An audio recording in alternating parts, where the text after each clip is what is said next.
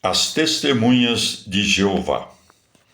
As Testemunhas de Jeová constituem uma seita notória por suas publicações e visitas de porta em porta, sempre feitas em duplas, que deixam muitos fiéis católicos perplexos. Quando se originou? Que mensagem traz? Origem. O fundador das Testemunhas de Jeová é Charles Taze Russell, 1852 a 1916, jovem comerciante americano, nascido de família presbiteriana. Não se dava por satisfeito com sua crença religiosa, de modo que, depois de muito procurar, resolveu fundar uma sociedade de estudiosos da Bíblia, dita Torre de Vigia, conforme Abacuque 2:1. Examinando a Bíblia, Russell pesquisou a data da segunda vinda de Cristo, após as frustradas tentativas dos grupos adventistas de 1843 a 1844, e descobriu que, com a morte dos apóstolos, ninguém mais compreendeu a Bíblia, ficando reservado a Russell a missão de proclamar ao mundo seu verdadeiro sentido. Ora, baseando-se em textos de Daniel e Ezequiel, Russell, em 1874, predizia para 1914 a vinda de Cristo, acompanhado dos patriarcas Abraão, Isaque, Jacó e dos profetas da fé. Era quando se daria, então, a Batalha de Armagedon, conforme Apocalipse 16:16, na qual Deus aniquilaria os maus e daria início ao reino milenar de Cristo sobre a terra, reino de bonança e paz.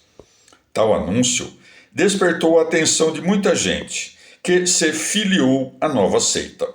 Contudo, em 1914, nada do previsto aconteceu. Russell então explicou: o Senhor ainda nos concede um pouco de tempo, e indicou o ano de 1918 como o do início do apregoado reino milenar. A morte, que o colheu em 1916, poupou-o de novo desengano.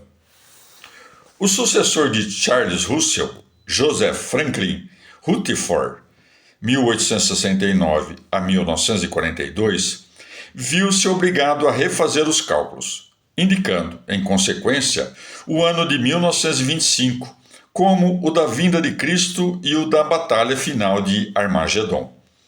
Muitas pessoas, aflitas pela dura situação do mundo pós-guerra, de 1914 a 1918, aderiram fervorosamente à profecia.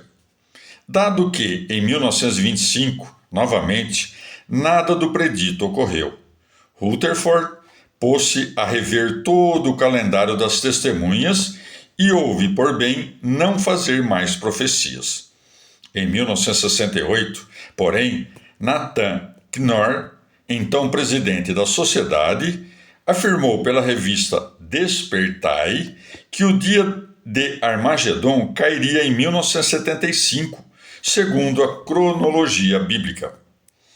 Tal cronologia era proposta nos seguintes termos: Adão foi criado no outono do ano 4026 a.C., donde se segue que, em 1975, se completariam os 6.000 anos da existência do gênero humano. Esses 6.000 anos seriam seguidos do reino milenar de Cristo, paralelo ao descanso sabático, no qual o Senhor Deus entrou após os 6 dias da criação do mundo. Em 1977, o presidente da sociedade Torre de Vigia, interrogado pela revista Time, em 11 de julho de 1977, página 39, a respeito do não cumprimento da profecia em 1975, respondeu que a contagem deve ser alterada, pois o 7º dia só começou após a criação de Eva, a qual foi posterior à de Adão. Visto que a duração do intervalo entre o surto de Adão e o de Eva ainda não foi revelada pelo Senhor Deus, não se pode afirmar quando começará o 7º milênio da humanidade, ou o reino milenar de Cristo. A Sociedade Torre de Vigia tem sua sede em Brooklyn, em Nova York, Estados Unidos, de onde espalha pelo mundo numerosos livros e panfletos, assim como as revistas Sentinela e Despertai. Doutrina das Testemunhas de Jeová. Primeiro, as testemunhas de Jeová são contrárias a todas as formas de religião existentes, inclusive o protestantismo e o catolicismo. Para eles, religião significa idolatria, apostasia e é obra diabólica. E por quê? Ensinam a imortalidade da alma. Com isso, tornam-se cúmplices do demônio, que quis contradizer a palavra de Deus. No dia em que comeres, morrerás. Gênesis 2,17. O demônio, embora esteja consciente da condição mortal do gênero humano, ensinou-lhe, ao menos, a crer na imortalidade da alma. Segundo, existe um Deus único que, para se diferenciar dos outros deuses do mundo pagão, quis revelar a Israel seu nome próprio, Jeová, ou Jeová Deus. O nome Jeová, dizem, passou para plano secundário, principalmente após a morte dos apóstolos. Recentemente, porém, Deus quis despertar seus fiéis para proclamarem Jeová Deus. Em Deus não há 3 pessoas. O mistério da Santíssima Trindade parece absurdo às testemunhas. Com efeito, Deus fez o homem à sua imagem e semelhança. Ora, o homem tem uma só cabeça. Por conseguinte, Deus não terá 3 cabeças. Fazem disso uma interpretação físico-biológica. Terceiro, Jesus Cristo é a primeira criatura de Jeová, usado como instrumento para a criação de tudo mais. Russell diz que Jesus era Miguel Arcanjo. Quando, milênios após a criação, essa criatura se fez homem. Sua natureza foi completamente transformada de angélica em humana. Quando Cristo morreu na cruz, era meramente homem. A morte foi o seu fim total. Mas um ente espírito emergiu do túmulo, criado por Deus, para viver uma vida meramente espiritual. Assim se entende a ressurreição de Cristo, conforme as testemunhas. Quarto, o homem foi criado em condições de bonança paradisíaca. Não possui alma imortal. Em consequência, a morte vem a ser, para ele, aniquilamento total. Foi Satã quem incutiu nos homens a concepção de que a alma é imortal. As testemunhas falam de ressurreição dos mortos. Esta não se dá por reunião da alma e do corpo, mas é entendida como criação de um novo ser. O homem pecou no paraíso. Desde então, Deus luta contra Satanás. Este suscita seus adeptos, ao passo que Jeová Deus tem suas fiéis testemunhas. Quinto, a história é marcada por tal luta. A batalha final de Armagedon será travada entre Cristo e seus inimigos. Os que vencerem dentre os homens serão divididos em 2 categorias. A primeira, chamada classe consagrada ou classe vitoriosa, será um pequeno rebanho, limitado a 144 mil eleitos. Esses irão para o ar superior, a fim de reinar com Cristo. Não precisarão de alimento e serão recrutados entre as testemunhas de Jeová. Já agora, que a seita atinge atualmente mais de 1 milhão de adeptos, cada testemunha tem motivos de ansiedade por não saber quem fará parte desse número seleto de 144 mil. Esta é outra interpretação literal e matemática, quando, na verdade, o livro do Apocalipse se utiliza dos números simbolicamente. Simbolicamente, o número 144 mil é composto dessa forma: 12 vezes 12 vezes 1000, que é igual a 144 mil. 12, as tribos de Israel, vezes 12, os 12 apóstolos, vezes 1000, uma multidão, grande quantidade. Ou seja, são chamados à salvação os judeus, os cristãos e toda a humanidade, sem distinção de pessoas. Enfim, todos são chamados. A salvação de Cristo é universal, dirigida a toda a humanidade. Nem todos são obrigados a aceitar, mas Deus, que criou a todos com amor, não reservaria um andar mais alto no céu para tão poucos. Ademais, no céu não há graus nem lugares ou categorias especiais, e sim intensidades de comunhão com Deus, de acordo com a abertura de nosso coração. O dom de Deus é o mesmo para todos, mas cada um recebe conforme se abre.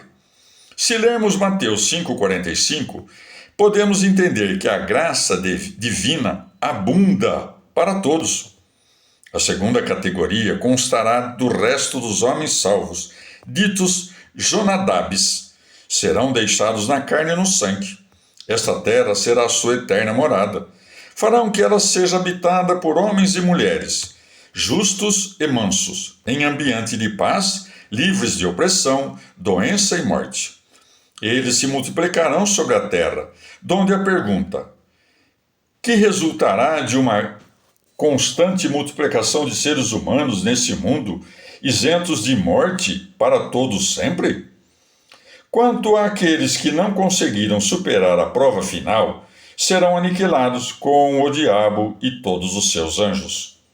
Sexto, na vida concreta, as testemunhas são contrárias a várias instituições da sociedade, como a celebração do Natal e a oferta de presentes. São reservados em relação à caça e à pesca. Em Gênesis 10:8, Nimrod, tido como grande caçador, é condenado. Não aceitam transfusão de sangue, pois a vida reside no sangue e pertence a Deus só. Tendem a ver as instituições políticas como ampla organização satânica. Breve avaliação das testemunhas de Jeová. Toda a doutrina das testemunhas está baseada em uma interpretação arbitrária das Sagradas Escrituras. O fundador julgou ter redescoberto a mensagem bíblica e desejou recomeçar sua vivência a partir da estaca zero, como se ninguém tivesse entendido o Evangelho até a sua época.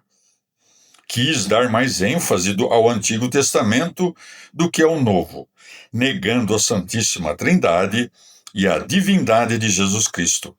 Por isso, as testemunhas já não podem ser consideradas como cristãs. Não podemos, em breve espaço, refutar todas as afirmações falsas da seita, mas daremos um exemplo que mostra bem como as bases da sua interpretação bíblica não se sustentam. Charles Russell era um comerciante que pretendia sondar as Escrituras em tradução inglesa, pois não conhecia o grego e o hebraico. Eis uma das consequências desse fato. Russell lia em inglês o texto de Levítico 26:27, que, segundo o original hebraico, diz: se, apesar disso, não me ouvirdes, punir-vos-ei 7 vezes mais pelos vossos pecados. Ora, usando somente o texto inglês, Russell interpretava 7 times more, como 7 tempos ou períodos, em vez de 7 vezes. Para Russell, um tempo equivalia a um ano simbólico, ou seja, a 360 anos, em vez de 360 dias. 7 tempos seriam, pois, 7 vezes 360, que é igual a 2.520 anos. Dado que esse período de 2.520 anos tenha principiado em 606 a.C., quando Nabucodonosor começou a ameaçar Jerusalém, dando início à chamada Era dos Gentios, 606 anos haviam decorrido no início da Era Cristã e restavam 1914 anos após o nascimento de Cristo, para se ter o fim da Era dos Gentios e a segunda vinda de Cristo. 2.560 menos 606 é igual a 1914. Era com base nesses cálculos que Russell prediziu o fim dos tempos para 1914. Julgue o próprio leitor a validade dessa interpretação, desmentida pela própria história, e de tantas outras interpretações simplórias e pouco fundadas na Bíblia, sobre as quais se fundamenta a doutrina das testemunhas, que alcançam a faixa de 1,3 milhão de adeptos só no Brasil.